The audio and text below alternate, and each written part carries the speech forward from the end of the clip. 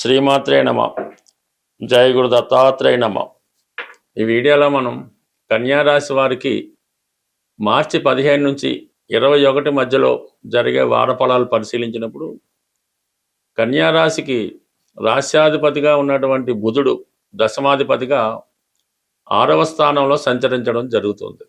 అయితే అక్కడ ఉన్నటువంటి కుజుడు తృతీయ అష్టమాధిపతి, కన్యారాశి వారికి పరమ పాపగ్రహమైనటువంటి కుజుడితో కలిసి సంచరించడం వలన జాతకుడు దగ్గర బంధువులతో తీవ్రమైనటువంటి విభేదాలు ఎదుర్కోవడం జరుగుతుంది. వృత్తిపరంగా ఎక్కువ సమస్యలు ఎదురవుతూ ఉంటాయి. ఉద్యోగ విషయంలో ఉన్న ఉద్యోగాన్ని కంటిన్యూ చేయాలా లేకపోతే మాని వేరే ఉద్యోగం చూసుకోవాలన్నటువంటి తీవ్రమైనటువంటి ఇబ్బంది రావడం జరుగుతుంటుంది. ఈ సమయంలో జాతకుడు చాలా ఓర్పుగా సహనంగా ఉండవలసి ఉంటుంది. చిన్న కారణానికి పెద్ద పనిష్మెంట్ ఇబ్బంది రావచ్చు. అలాగే ఆరోగ్యపరంగా కొంత జాగ్రత్త తీసుకోవాల్సి ఉంటుంది. అజీర్ణ సమస్యలు అవ్వచ్చు, చర్మ వ్యాధులు అవ్వచ్చు, విపరీతమైనటువంటి బాడీ పెయిన్స్ లాంటివి రావడం వల్ల జాతకుడు ఇబ్బంది పడడం జరుగుతూ ఉంటుంది. రాహుతో కలిసిన బుధుడు మనం ఏదో కొన్ని కొత్త విషయాలు తెలుసుకోవాలి, ఉద్యోగాన్ని ఇంకా ఇంప్రూవ్ చేసుకోవాలి, ప్రస్తుతం ఉన్నటువంటి వ్యాపార సంస్థని బాగుపరచాలనే ఉద్దేశంతో మీరుంటే మీకు ముందుకు వెళ్లకుండా కొంతమంది శత్రువులు మిమ్మల్ని ఏదో విధంగా ఇబ్బంది పెట్టి మిమ్మల్ని బ్లేమ్ చేసి ప్రస్తుతం ఉన్నటువంటి పదవి నుంచి, హోదా నుంచి తప్పించే ప్రయత్నం చేయడం జరుగుతూ ఉంటుంది. అంటే కొంత ఓర్పు సహనంతో ఎదుర్కొంటే తప్ప ఏమాత్రం తొందరపడినా అటు ఉద్యోగానికి హోదాకి కూడా ఇబ్బంది కలిగే అవకాశం ఉంటుంది. దాని తర్వాత సప్తమ స్థానంలో శని భగవానుడితో పాటు శుక్రుడు, ధన భాగ్యాధిపతి శుక్రుడు సప్తమ స్థాన సంచారంతో శని భగవానుడిని కలియటం వల్ల, అలాగే వ్యయాధిపతి రవి, ఈ మూడు కూడా జీవిత భాగస్వామితో తీవ్రమైన విభేదాలు రావడం, లేదా మీరు స్త్రీ అయి ఉంటే మీకు భర్త గారితో విభేదాలు రావడం, అయితే అదే సమయంలో మీకు విదేశంలో కానీ దూర ప్రాంతంలో కానీ వేరే ప్రాంతంలో కానీ ఒక కొత్త ఉద్యోగ అవకాశాలు రావడం జరుగుతూ ఉంటుంది. అలాగే ఇంతకాలంగా మీరు ఎవరి కోసం అయితే ఎదురు చూస్తున్నారో అటువంటి వారిని మీరు కలుసుకోవడం జరుగుతుంటుంది. వారు మీకు సహకరించడం జరుగుతూ ఉంటుంది. గతంలో చేసుకున్నటువంటి పెళ్లి ఒప్పందాలు కానీ, ప్రేమ ఒప్పందాలు కానీ, నిశ్చితార్థాలు కానీ ఈ సమయంలో అవి రద్దయ్యే అవకాశం ఉంది. చిన్న కారణం వలన పెద్ద పెద్ద సమస్యలు రావడం జరుగుతుంటుంది. కేవలం భార్యాభర్తలు మాత్రం వారిద్దరి మధ్య ఎటువంటి విభేదాలు లేకుండా జాగ్రత్త పడి ఉండాలి. రిలేషన్స్లో ఉన్నవారు కానీ, దాన్ని నిశ్చితార్థం కుదిరి పెళ్లి డేట్ కొరకు ఎదురు చూస్తున్న వారు కూడా ఇతరుల మాటలు వినకుండా చాలా వరకు సహనంగా ఉంటే మంచిది. బట్ ఏదైనా ఈ విభేదాలు రాకుండా జాగ్రత్త పడటం మంచిది. బట్ ఏదైనా కొంత ఎడబాటు ఈ భార్యాభర్తల మధ్య, ప్రేమికుల మధ్య కనబడుతుంది. అది జాగ్రత్తగా గమనించగలరు. అయితే ఓవరాల్గా రవి వ్యయాధిపతిగా సప్తమ స్థానంలో సెపరేటివ్ ప్లానెట్ అవ్వటం వల్ల కంప్లీట్గా అటు ఉద్యోగ సంబంధించిన విషయాలకి ఇబ్బంది కనబడుతుంది, పెళ్లి విషయాలకి ఇబ్బంది కనబడుతుంది, అలాగే ఆరోగ్యపరంగా కూడా కొంత ఇబ్బంది కనబడుతుంది. అయితే కొన్ని సందర్భాల్లో అనూహ్యంగా గతంలో మీరు ఏదైతే ఒక రాజకీయ పదవికో, ప్రభుత్వ పదవికో, నామినేటెడ్ పోస్టుకో ప్రయత్నం చేస్తుంటే అది మీకు ఈ సమయంలో లభించే అవకాశం ఉంది.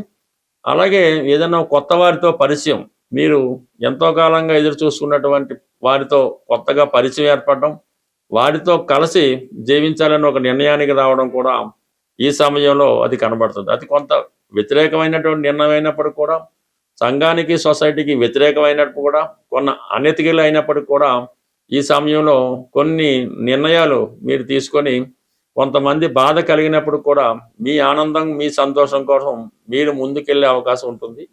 బట్ ఏదైనా గురువు కూడా ఈ సమయంలో దశమ స్థానం అయినటువంటి కర్మస్థానంలో సొంత నక్షత్రం మీద సంచరించడం వల్ల ఏంటంటే కంప్లీట్గా ఈ సప్తమ భావ ఫలితాలని ఏదో విధంగా కాపాడే ప్రయత్నం అన్నది జరుగుతూ ఉంటుంది.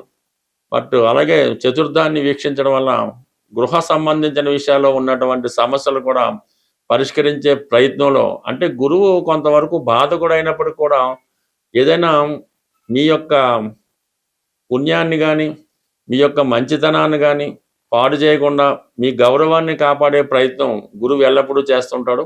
ఈ వారంలో మనకి ఉగాది నూతన సంవత్సరం రాబోతుంది. అయితే ఉగాది నాటికి ఈ గ్రహాలన్నీ రాహు కేతువు యొక్క యాక్సెస్లోకి రావడం వల్ల ఒక విధమైనటువంటి కాలసర్పదోషం ఉండగా ఈ ఉగాది ప్రారంభం అవడం జరిగింది. అంటే దీనివల్ల సంపూర్ణంగా రావాల్సినటువంటి ఫలితాలు సకాలంలో అందుకోలేకపోవడం జరుగుతుంది. కొన్ని అనుకోని ఇబ్బందులు, సమస్యలు వ్యక్తిగతంగా, అంతర్గతంగా అటు దేశాల మధ్య విభేదాలు రావచ్చు, రాష్ట్రాల మధ్య విభేదాలు రావచ్చు, రాజకీయ నాయకుల మధ్య విభేదాలు రావచ్చు. కొన్ని అనుకోని సమస్యలు ఈ ఉగాది, ఈ కాలసర్పదోష ప్రభావం వల్ల సంవత్సరం అంతా ఏర్పడే అవకాశం ఉన్నది.